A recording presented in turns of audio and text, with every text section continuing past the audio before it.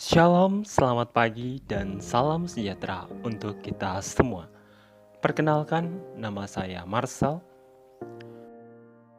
Pada hari ini, kita akan membahas tentang satu topik yang menarik, yaitu mengenal tata tertib sekolah.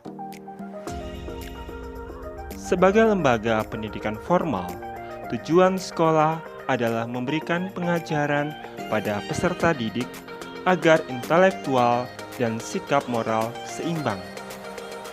Dalam penyelenggaraan pendidikan dan pengajaran, sekolah mempunyai aturan yang harus ditaati dan dilaksanakan oleh setiap peserta didik, sehingga pendidikan dapat tercapai. Apa sih tujuan tata tertib sekolah? Tujuan dari pelaksanaan tata tertib sekolah dapat dibagi menjadi dua bagian besar, yaitu tujuan umum dan tujuan khusus. Tujuan umum agar peserta didik dapat berlatih disiplin, sehingga kelak di kemudian hari dapat mengarahkan dan memimpin dirinya sendiri. Tujuan khususnya, pertama, melatih kedisiplinan.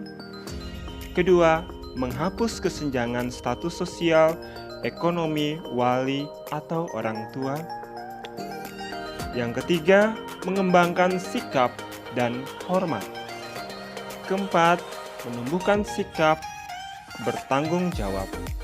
Dan yang kelima, mengurangi terjadinya benturan sehingga benturan dapat atau bisa terkendali. Perlu diketahui, peraturan tata tertib sekolah tidak hanya memuat aturan-aturan yang harus dilaksanakan oleh siswa, tetapi juga memuat segala sesuatu yang tidak boleh dilakukan beserta sanksi apabila terjadi pelanggaran aturan tata tertib yang sudah ditetapkan. Aturan yang harus dilaksanakan, misalnya penggunaan seragam sekolah yang baik dan benar, masuk dan pulang sekolah tepat pada waktunya, menjaga kebersihan, kedisiplinan, dan ketertiban, misalnya mengucapkan salam, sikap hormat, menggunakan bahasa yang sopan, dan lain sebagainya.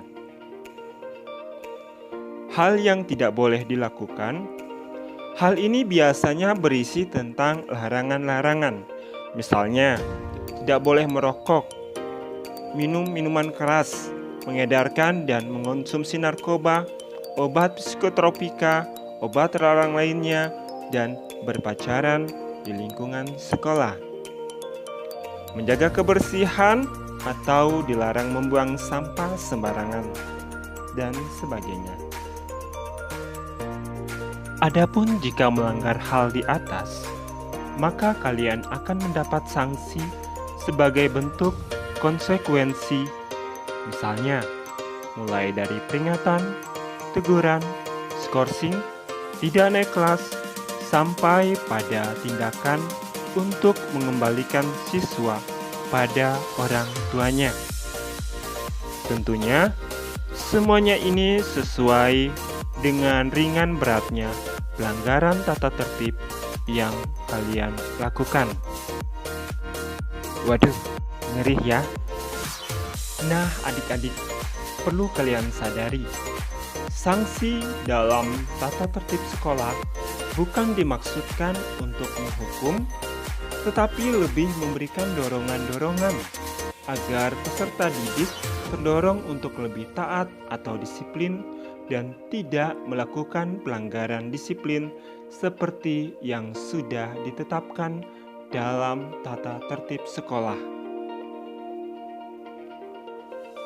Jangan sampai ya, karena sikap acuh tak acuh, cuek, malas, ataupun sikap yang kita lakukan membuat kita harus mendapat sanksi dari sekolah. Sarannya, tetap menjadi siswa yang taat dan patuh ya. Demikian penjelasan singkat saya, semoga bermanfaat. Jadilah pribadi yang taat dan disiplin untuk membangun pribadi yang lebih baik. Sampai berjumpa pada video lainnya. Salam sehat.